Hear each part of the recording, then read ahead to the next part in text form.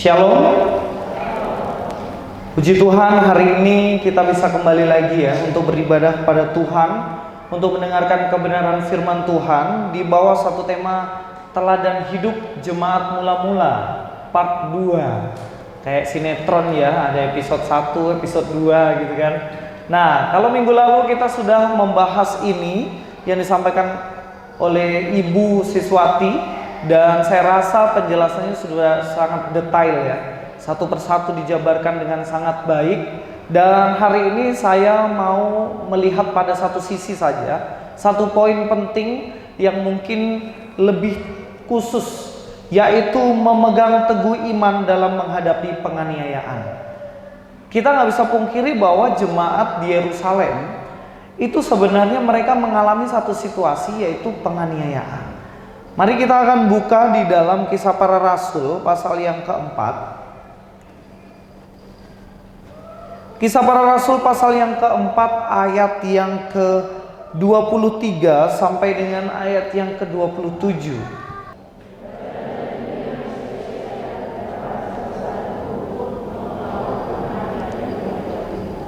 Sebab sesungguhnya telah berkumpul di dalam kota ini Herodes dan Pontius Pilatus beserta bangsa-bangsa dan suku-suku bangsa Israel melawan Yesus, hamba-Mu yang kudus yang Engkau urapi. Ayat 28 saya akan membacakannya.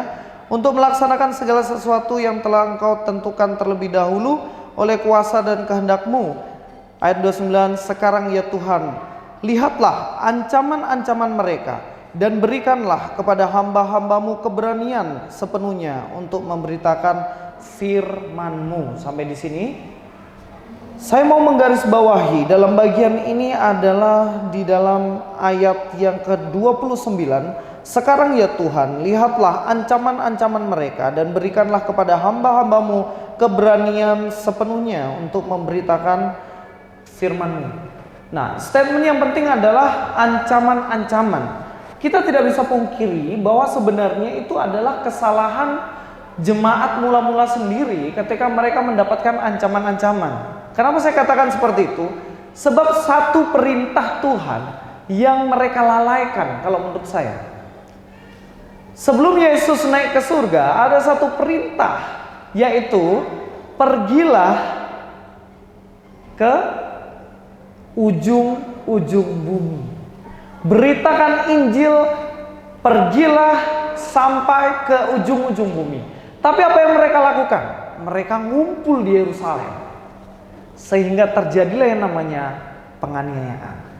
Makanya kita akan melihat teladan hidup apa sebenarnya yang kita bisa ambil dari jemaat-jemaat ini ketika kita menghadapi satu penganiayaan yang mungkin saja kita bisa hadapi di tempat ini. Nah, Bapak Ibu, saya beberapa waktu lalu saya mengecek ada sebuah berita, yaitu ada orang-orang Kristen itu mengalami penganiayaan. Tempatnya itu adalah di Somalia. Bagaimana di situ ketika ada seorang Kristen kemudian dia diketahui oleh salah satu kelompok tertentu. Kalau dibilang di situ ya, itu kelompoknya namanya Al-Shabaab. Nah, mereka itu akan mengalami satu persekusi. Di sini ada seorang korban, yaitu Hasan Hurse ya. Dia umurnya masih 28 tahun. Dan kemudian ketika dia dalam umurnya masih muda itu, dia mengakui bahwa ia adalah pengikut Yesus, maka dia dibunuh. Pada akhirnya seluruh keluarganya juga mengungsi ke tempat lain. Karena mereka mengalami yang namanya persekusi. Mereka mengalami yang namanya penganiayaan. Ada satu negara juga Bapak Ibu, ini negara-negara ini banyak sekali sebenarnya hal-hal yang membuat pada akhirnya orang-orang Kristen, tidak hanya orang Kristen ya, tetapi kita pengikut Yesus juga pada akhirnya mengalami hal-hal tertentu. Salah satunya adalah di Korea. Tenang aja yang pecinta K-pop ya kan, K-pop, Korea drama, K-drama, tenang. Ini bukan dari Korea Selatan. Orang-orang Korea Selatan banyak yang percaya kepada Yesus juga. Tapi ini adalah Korea Utara. Di Korea Utara itu jika diketahui dia memiliki Tuhan, dia percaya kepada Tuhan, apalagi Tuhan Yesus, dia punya Alkitab, dan dia taat setia kepada ajaran agamanya, maka dia akan dieksekusi. Fakta menarik Bapak Ibu, ketika saya pelajari Korea Utara ini, ternyata sebelum negara ini menjadi negara komunis, negara ini adalah negara Kristen. Banyak pengikut Kristus di situ dulu. Itu dulu. Bahkan saya lihat dalam catatan itu sekitar 60-100 tahun yang lalu. Berarti belum lama sebenarnya. Tapi kemudian negara ini menjadi negara yang komunis. Bagi mereka ya pemimpin tertingginya itulah Tuhan bagi mereka. Sehingga ketika kita mempercayai Tuhan, ketika kita memiliki agama, kita bertuhan, maka nyawa kita jadi ancaman. Mengerikan ya. Wah, kita ini orang di sini enak-enak saja kita. Mau ibadah, mau menyanyi, tidak ada yang mau menghalang-halangi. Tapi ternyata di beberapa tempat tertentu, ketika menjadi pengikut Yesus, ada harga yang harus dibayar, yaitu kita menghadapi yang namanya penganiayaan. Beberapa waktu yang lalu, Bapak Ibu, Saudara semuanya, saya membuat sebuah video di channel YouTube saya ya, yaitu saya beri judul Mahasiswa Katolik Berdoa dan kemudian dibubarkan bahkan dianiaya. Mungkin kalau Bapak Ibu semuanya yang ikuti channel saya sudah nonton videonya, tapi buat saudara semuanya yang belum, kita akan nonton videonya sekilas saja ya. Mari kita akan nonton videonya. Sudah.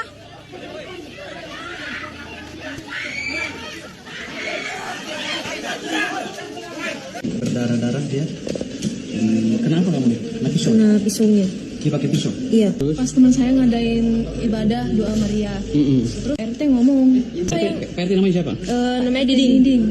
Lu nggak ngargain gue jadi RT di sini. Udah gue bilangin kagak boleh ibadah di sini. Kalau lu mau ibadah ke gereja sono. Kalian berani tidak menghargai saya sebagai RT di sini gitu. Mahasiswa-mahasiswi yang sedang melakukan ibadah umat Kristen. Lalu terjadilah pemukulan bahkan pembacokan yang hari ini kami lakukan.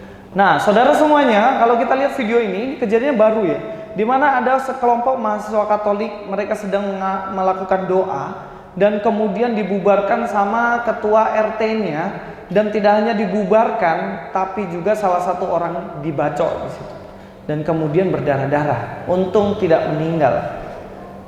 Nah, kalau kita lihat ternyata pelakunya di sini adalah Bapak Ketua RT. Makanya orang Kristen tuh punya panggilan untuk jadi ketua RT, Bapak Ibu. Ya tolong ya, yang masih muda, yang ini kalau nanti ada panggilan, Pak mau nggak jadi ketua RT? Iya siap gitu, supaya nggak bubar-bubarkan ibadah. Nah, tapi kalau kita lihat ternyata di sini, bahkan di Indonesia ini banyak sekali terjadi pemaksaan pembubaran ibadah. Bahkan ada salah satu quotes yang mengatakan, sejak kapan ibadah membutuhkan izin? Nah, kita mau berdoa kepada Tuhan yang minta izin. Izin siapa? Ketua RT. Makanya RT lebih Tuhan daripada Tuhan begitu. Nah, kita melihat persekusi gini terjadi banyak. Saya mendengar ada beberapa waktu yang lalu juga terjadi di Gresik, Bapak Ibu. Tapi saya belum terlalu mencari tahu informasinya. Bisa jadi mungkin itu terjadi. Tapi kalau kita lihat di sini penganiayaan kepada orang-orang Kristen ketika mengikut Yesus, ini tidak hanya terjadi saat ini. Kalau saat ini terjadi, kita harus melihat sejarah jauh ke belakang. Ternyata jemaat mula-mula itu menghadapi yang namanya penganiayaan. Dan kita patut belajar dari mereka. Bagaimanakah sebenarnya ketika mereka menghadapi hal semacam ini? Mungkin saat ini penganiayaan yang kita alami itu bukan secara fisik. Bisa jadi mungkin penganiayaan secara verbal, perkataan. Ah, masa kamu percaya sama Tuhan, Tuhanmu dipenteng gitu. Tuhanmu disalib di tiang jemuran dan lain-lain. Secara psikologi, ketika mau cari kerja ditanya agamamu apa, Kristen, sudah kamu nggak terima. Beberapa kali saya lihat itu ya, menerima karyawan khusus. Nah, khusus sudah. Itu masih mending ya kalau cari pekerjaan. Hanya menerima kos-kosan yang beragama titik-titik. Oh, susah, weh. Ini sebenarnya penganiayaan, persekusi, baik secara fisik maupun secara verbal, ini bisa terjadi dalam kehidupan kita. Dan tidak hanya itu, mungkin kita juga digoda-goda. Kalau kau mau menikah sama saya, kamu mau tinggalkan agamamu, maka aku akan berikan perusahaanku yang satu. Nah, yang satu untuk istri yang pertama. Nah, selesai. Ya kan? Nah, kita akan melihat ini, penganiayaan demi penganiayaan terjadi pada jemaat mula-mula. Setidaknya ada beberapa hal ya yang penting yang saya mau sampaikan di sini. Kalau kita lihat di sini di ayat yang ke-29 dikatakan, lihatlah ancaman-ancaman mereka dan berikanlah kepada hambamu keberanian. Kalau kita lihat bahkan di ayat 27 dikatakan, sebab sesungguhnya telah berkumpul di dalam kota ini Herodes dan Pontius Pilatus beserta bangsa-bangsa dan suku-suku bangsa Israel melawan Yesus. Herodes, Pontius Pilatus, siapa mereka? Mereka itu adalah perwakilan dari pemerintahan kekaisaran Romawi yang kemudian ada di daerah itu. Bapak Ibu, penganiayaan terjadi dari pemerintahan Romawi. Kenapa? Sebenarnya tanda tanya besar, kenapa sih kok harus menganiaya orang Kristen? Apakah orang Kristen ini kemudian merugikan mereka sebenarnya? Iya, kalau kita lihat penguasa Romawi itu merasa bahwa orang-orang Kristen itu menjadi ancaman terhadap stabilitas pemerintahan mereka. Yang seharusnya yang menjadi kepemimpinan tertinggi itu kaisar-kaisar gitu ya. Kaisar Roma, pemimpin tertinggi Roma yang harus menjadi Tuhan bagi mereka itu kekaisaran itu gitu. Kaisar itu. Tapi pada akhirnya orang-orang Kristen makin banyak dan kemudian dia percaya kepada Yesus yang adalah raja menurut mereka. Ini menimbulkan kekhawatiran kan? Sehingga penganiayaan, persekusi itu dilakukan. Bapak Ibu, ketika kita lihat Herodes ya. Herodes itu ketika lihat Yesus lahir, dikatakan Yesus ini adalah seorang raja. Apa yang dilakukan Herodes? Ini biasanya Natal ini. Kalau Natal ceritanya apa? Herodes murka dan kemudian mengutus untuk membunuh semua anak di bawah 2 tahun. Nah, itu Herodes pada masa Yesus lahir. Tapi Herodes pada masa jemaat mula-mula itu udah lain. Jadi Herodes ini kalau kita bingung ya, loh kenapa kok Herodes gak mati-mati? Pada zaman Yesus lahir ada Herodes, pada zaman siapa lagi? Pada zaman ketika para murid Yesus sudah mati, Herodes ada lagi. Dan kemudian kok ada Herodes lain lagi. Herodes itu semacam Firaun, Bapak Ibu. Firaun juga kan pada zaman Yusuf ada Firaun. Pada zaman Abraham ada Firaun. Pada zaman anak-anaknya Yusuf, cucu-cucunya Yusuf, semuanya ada Firaun. Kenapa Firaun? Firaun itu adalah gelar yang dipakai untuk kepemimpinan tertinggi di Mesir. Nah, tapi kalau Herodes itu pada waktu itu di situ. Nah, Herodes ini banyak saudaranya. Ada Herodes, ada Herodes Agung, ya kan? Ada Herodes Agripa dan lain-lain. Nah, Bapak Ibu, kalau kita lihat di zaman jemaat mula-mula itu tetap ada juga penganiayaan yang dilakukan oleh Herodes juga. Jadi mereka menganggap bahwa ini bahaya nih orang-orang Kristen, makin banyak orang Kristen, makin ngumpul orang Kristen, maka makin susahlah kita ngatur orang Kristen. Sehingga terjadi yang namanya penganiayaan. Yang kedua, penganiayaan itu terjadi dari agama-agama tradisional Yahudi. Nah, ini apa lagi nih? Kalau Bapak Ibu lihat di dalam Alkitab, ada beberapa tokoh agama-agama Yahudi yang tertulis situ. Pertama, ahli Taurat, bener ya? Ahli Taurat adalah orang yang menafsirkan Taurat, gitu. Orang Farisi. Orang Farisi adalah yang melakukan hukum Taurat semuanya, dari hukum pertama sampai hukum 10 dan semua hukum-hukum kecil-kecilnya. Itu yang biasanya kalau hari Minggu nggak boleh cuci baju, gitu ya. Hari Minggu nggak boleh kerja. Minta maaf, hari Sabat, hari Sabtu, bukan hari Minggu. Kalau sekarang hari Minggu. Kalau sekarang kita orang Kristen, dulu hari Sabat, hari Sabtu, nggak boleh kerja. Bahkan Yesus pernah mengatakan, gimana kalau sapimu masuk ke got, gitu. Kamu tolong apa enggak itu, gitu. Nah, karena apa? Mindset mereka mereka itu mau melakukan Taurat semuanya. Lalu ada lagi orang-orang Saduki. Orang Saduki itu dia tidak percaya kebangkitan manusia. Ketika dia sudah mati nggak percaya bahwa dia nanti akan bangkit ke surga. Ya sebenarnya Saduki ini mirip-mirip ateis lah ya. Tapi tokoh-tokoh agama ini pada akhirnya berkumpul untuk menganiaya orang-orang Kristen. Salah satu bos besarnya ketika mau menganiaya orang Kristen itu siapa? Dia adalah Saulus. Saulus itu dia cari surat untuk minta surat penganiayaan pada orang-orang Kristen. Dan itu dilakukan. Sehingga persekusi, penganiayaan itu juga terjadi dari agama-agama tradisional dan agama-agama Yahudi pada zaman mereka. Yang ketiga, penganiayaan juga terjadi dari masyarakat-masyarakat yang ada di sekitar. Tidak hanya tokoh agama, tidak hanya pemerintahan Romawi, tapi orang-orang di sekitar juga. Coba kita lihat dalam Kisah Para Rasul 8 ayat yang keempat. Mari kita buka.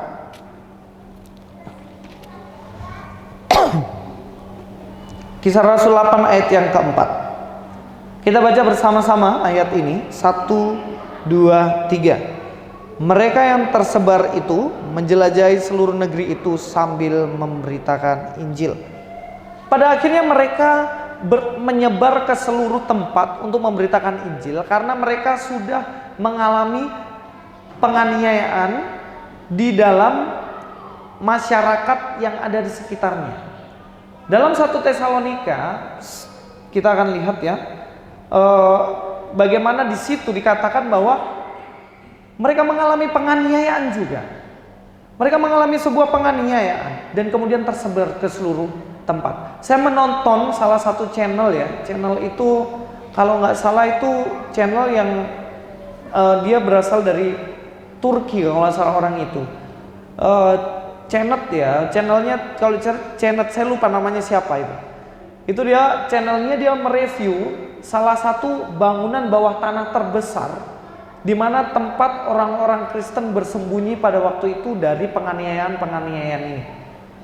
Kalau saya lihat ya digali sampai ke dalam-dalam, di situ ada tempat untuk pelihara domba dan lain-lain. Dan mereka terhubung satu sama lain di dalam gua bawah tanah itu. Dulu waktu saya kecil, saya kan biasanya pergi ke Gunung Kelut ya. Nah, rumah saya tuh di Kediri tapi di bagian Wates itu lereng Kelut masih sekitar 20 menit dari lereng Kelut itu tempat saya tuh. Nah, di Gunung Kelut itu Bapak Ibu, Gunung Kelut yang ada di Jawa Timur itu, di Kediri itu ada satu lorong. Lorong itu panjang sekali. Kalau Bapak Ibu masuk itu sekitar 2 kilo untuk jalan kaki atau 1,5 kilo begitu. Jalan kaki, kemudian setelah melewati lorong itu ada danau. Danaunya itu bagus sekali, danau belerang gitu. Setelah Gunung Kelut meletus hilang, tapi katanya sekarang ada lagi. Saya lihat lorong-lorong itu dipakai untuk apa? Waktu kecil saya tanya, ini lorong untuk apa? Oh, ini lorong untuk benteng pertahanan. Jadi kalau ada tentara Jepang atau tentara Belanda gitu ya, masuk ke situ, nanti masih ada waktu untuk kami membunuh semuanya pasukan itu, karena kan lorongnya kecil, jadi masuk satu-satu kan, nggak bisa banyak orang begitu. Jadi dari ujung jalan dia akan tembak. Itu peperangan ya, Bapak Ibu. Tapi saya lihat mereka bisa menggali tempat itu untuk menghindari penganiayaan dari para penjajah. Dan orang-orang Kristen waktu itu sampai melakukan itu untuk menghindari dari penganiayaan. Penganiayaan ini juga terjadi untuk para murid Yesus. Kalau kita lihat ya, beberapa murid Yesus kemudian mengalami persekusi dan penganiayaan. Salah satunya adalah Yakobus, Bapak Ibu. Yakobus itu dipenggal oleh Herodes Agripa pada tahun 44. Jadi karena pada waktu itu kemudian dipenggal ya Yakobus ini ya. Karena mereka si Herodes ini mau mencari simpati dari rakyat-rakyat Yahudi, kemudian dipenggal kepalanya. Pada waktu itu Petrus juga mau dipenggal sama Herodes ini, tapi Petrus berhasil kabur karena Tuhan menyelamatkan dia. Yang kedua itu Andreas itu disalib huruf X, Bapak Ibu. Huruf X ya. Huruf X itu disalib pada waktu itu di Yunani. Sekitar tahun 60. Saya nggak bayangin ya orang mati disalib. Kalau Tuhan Yesus salib kepalanya di atas, kemudian dipenggal Yakobus, ya kan. Terus ini juga kalau saya lihat Andreas disalib dengan huruf X sampai dia meninggal. Bahkan huruf X ini kemudian menjadi simbol dari Ortodoks Yunani pada akhirnya untuk memperingati Andreas ini. Dan kemudian Petrus, Bapak Ibu, disalib dengan kepalanya terbalik. Kalau Tuhan Yesus kepalanya di atas, Petrus kepalanya di bawah. Tahun 64. Dia mengatakan bahwa saya tidak mau disalibkan sama seperti Tuhanku, nggak layak, biar kepalaku di bawah aja, disalib. Nah, penganiayaan sampai meninggal ini terjadi. Persekusi, penganiayaan terjadi pada zaman jemaat mula-mula. Dan kalau kita lihat sebenarnya teladan apa yang kita bisa ambil kalau kita lihat dari jemaat yang model begini. Nah, kalau minggu lalu kan Ibu Siswati mengajarkan pada kita ya, bagaimana jemaat saling mengasihi, saling berbagi, bagaimana apa yang menjadi milikku juga menjadi milikmu, begitu kan? Dan banyak hal lah tentang kasih, yang mana kasih ini bisa kita lakukan dalam kehidupan kita sehari-hari. Saya rasa minggu lalu secara detail sudah dipaparkan. Tapi kali ini saya mau melihat dari perspektif lain, yaitu bagaimana ketika kita bisa tetap menjadi teladan di saat-saat yang sulit seperti itu.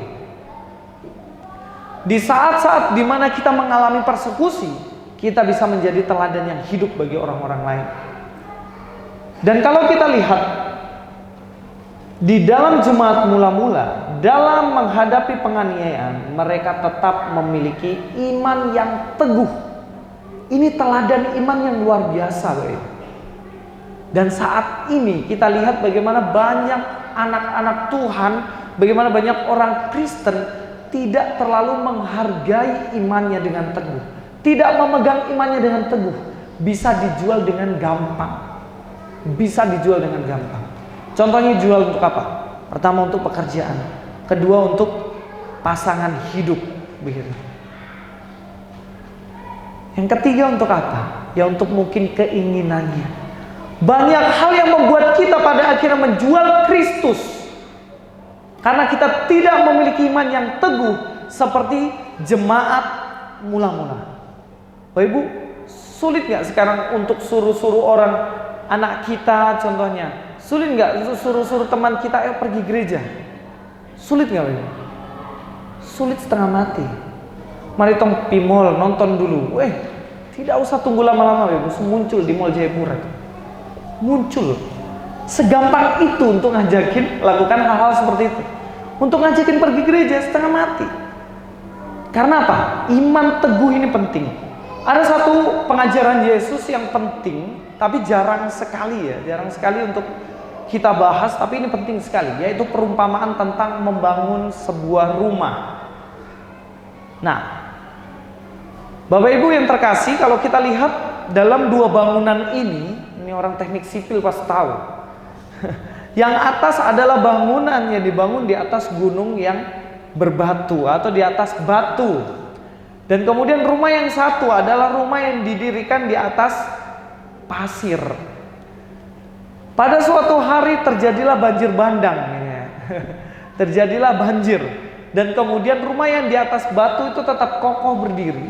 Dan kemudian yang ada di atas pasir langsung dia terseret arus. Saya sampai berpikir begini, memangnya ada ya orang yang mendirikan rumah di atas pasir begitu? Ternyata ada. Beberapa waktu yang lalu itu saya pernah lihat ya berita, di mana ada rumah, kalau nggak salah itu di Manado ya, kalau nggak salah ya, maaf kalau salah, di Amurang kalau nggak salah itu. Nah, di situ didirikanlah rumah di atas reklamasi, begitu. Rumah di atas reklamasi. Reklamasi kan pantai ya, laut yang kemudian ditimbun sama tanah ya, pasir ya, ditimbun dan kemudian didirikan rumah di situ.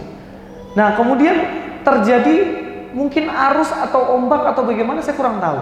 Dan banyak rumah yang bekas reklamasi itu semuanya ambruk, hanyut dan tenggelam.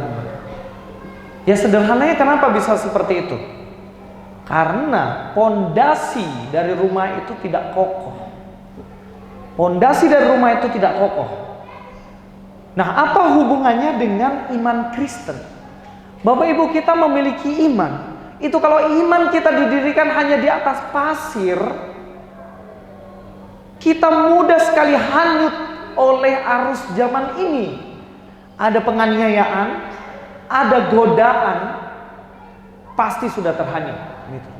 Beda jika kita dirikan iman kita kokoh di atas batu karang. Yesus batu karang yang teguh. Mau diombang-ambingkan badai, ombak, mau diombang-ambingkan angin, kita kokoh berdiri di atas fondasi yang kuat. Saya rasa teladan inilah yang bisa kita ambil. Teladan inilah yang bisa kita pegang dari jemaat mula-mula, yang mungkin kita tetap harus pertahankan sampai saat ini, yaitu iman yang teguh dalam Tuhan. Nah, Bapak Ibu, ketika kita menghadapi penganiayaan ini, inilah apa yang kita harus lakukan. Yang pertama, kita tidak boleh takut menghadapi yang namanya penganiayaan. Pertama, kita tidak boleh takut. Kalau kita lihat ya, jemaat mula-mula pada waktu itu ketika menghadapi penganiayaan demi penganiayaan, mereka hadapi dengan gagah berani, dengan ketidaktakutan. Saya kagum sama Paulus, Paulus itu ya, dia sudah dianiaya, dipenjara, bahkan dia beberapa kali kena persekusi, tapi dia tetap maju dan tidak takut untuk memberitakan kebenaran itu. Yang kedua, tidak tergoda jika ada tawaran untuk menyangkal Yesus. Beberapa waktu yang lalu ada teman saya bilang juga, Mr. Luis, itu mahal ini dia sudah pindah agama katanya. Dia sudah menikah dan kemudian dia sudah login katanya. Wah, saya bilang, ya biar sudah, kan itu urusan dia. Saya cek-cek, saya pikir Kristen kan. Oh, bukan Kristen, Hindu ternyata. Saya pikir kadang-kadang kita merasa, wah, kenapa kok dia pindah gitu? Kenapa dia pindah agama? Perumpamaan tentang rumah yang kokoh di atas batu dan di pasir itu menjadi perumpamaan pada waktu itu ketika Om Deddy Kobusier dia pindah juga, login ke agama sebelah ya. Saya buat video itu dan kemudian dia tanggapi juga. Pada waktu itu dia bilang, gak usah masuk kamar orang. Jadi bilang begitu ke saya. Saya bilang, sebenarnya bukan masalah masuk dan tidak masuk gitu. Saya hanya memberikan peringatan kepada anak-anak muda zaman sekarang. Kuatkan, kokohkan, teguhkan iman seperti jemaat mula-mula supaya tidak mudah membuang-buang iman ketika tergoda ini, begitu loh. Makanya kenapa di sekolah Kalam Kudus ya, mulai dari TK, SD, SMP ditanamkan kerohanian ini yang kokoh, ditanamkan doktrin itu. Kenapa? Karena kami ingin membangun spiritual yang kuat bagi anak-anak. Jadi tidak heran ya kalau ibadah tiap hari. Bapak Ibu, di sekolah kami itu di Kalam Kudus ini setiap hari ada renungan, mulai Senin sampai Jumat itu ada renungan setiap pagi, dan juga ada chapel lagi gitu. Ada chapel dan lain-lain. Dan ini merupakan upaya untuk membangun dasar yang kokoh itu loh. Supaya ketika ada godaan, ketika ada penganiayaan, imannya tetap kokoh berdiri di atas batu karang itu, di atas batu yang teguh, supaya tidak mudah terombang-ambingkan. Yang ketiga, apa yang harus kita lakukan? Yaitu kita juga harus memberikan doa untuk saudara-saudara kita seiman. Kalau kita lihat dalam Kisah Para Rasul pasal 4 tadi, itu temanya atau judulnya itu adalah doa jemaat ya. Kalau kita lihat juga di situ, pasal yang keempat itu doa jemaat. Apa fungsinya doa jemaat dengan penganiayaan? Mungkin saat ini kita tidak mengalami persekusi itu, tapi lihat saudara-saudara kita seperti tadi yang ada di Jawa, yang ada mungkin di luar negeri, di Afrika, di Somalia, mungkin ada di luar negeri, di daerah-daerah Afghanistan mungkin, di daerah-daerah yang mayoritas bukan Kristen. Mereka saat ini menghadapi persekusi, mereka mengalami penganiayaan, baik dari orang-orang ateis mungkin dan lain-lain. Mereka butuh doa dari kita. Apakah kita sudah mendoakan mereka setiap hari dalam doa-doa pribadi kita? Nah, ini penting supaya kita dapat mendukung, memberi kekuatan bagi orang-orang itu. Yang keempat, ketika kita mengalami persekusi mungkin, ketika kita jengkel mendengar saudara-saudara kita dipersekusi di tempat lain, dianiaya tempat lain, apa yang kita lakukan? Kita mengampuni dan mendoakan pelaku penganiayaan itu. Dan ini yang dilakukan jemaat mula-mula. Saudara semuanya, kalau kita lihat Paulus, sebelum menjadi Paulus, dia adalah Saulus. Saulus berencana terus-menerus untuk menganiaya orang Kristen. Yang dilakukan orang-orang Kristen apa? Mendoakan. Sampai pada akhirnya Saulus bertemu sama Tuhan kan. Dia melihat Tuhan dan Tuhan mengatakan, Saulus, mengapa engkau menganiaya aku? Dan yang terjadi, Paulus yang sebelumnya suka menganiaya orang Kristen, dia menjadi pemberita Injil. Dia menjadi seorang rasul yang setia sampai akhir hidupnya. Doa menembus hati yang keras, doa menembus kepala yang keras, sampai akhirnya orang itu berubah. Kita butuh doakan tuh pelaku-pelaku. Mereka tuh tidak tahu apa yang mereka lakukan. Salahnya mereka dari kecil sudah dicuci otaknya ya. Orang Kristen itu harus dianiaya. Orang Kristen harus dilarang ibadah. Orang Kristen tuh harus dibikin susah supaya nggak bertumbuh di Indonesia ini. Kita doakan mereka. Bisa jadi pada akhirnya mereka akan berubah. Mereka yang sebelumnya menganiaya kita, mereka justru menjadi pemberita Injil yang luar biasa. Ada satu video, Bapak Ibu, kita akan tonton ya. Ya, ini adalah video salah seorang uskup atau pendeta pastor yang ada di Sydney, Bapak Ibu. Ketika dia berkhotbah, kejadiannya baru ya, ini belum lama. Jadi antara bulan lalu atau sekitar 3 minggu yang lalu kalau nggak salah. Itu pastor ini sedang berkhotbah. Kemudian ada anak 15 tahun datang ke depan bawa pisau. Dia tikam beberapa kali dan kena matanya. Dan matanya juga pada akhirnya dia mengatakan dalam kesaksiannya dia kehilangan matanya. Dia sudah nggak bisa melihat mata kanannya. Dia dianiaya ketika dia sedang memberitakan kebenaran. Dan apa yang dia lakukan, begitu Bapak Ibu? Apa yang dia lakukan terhadap penganiaya ini?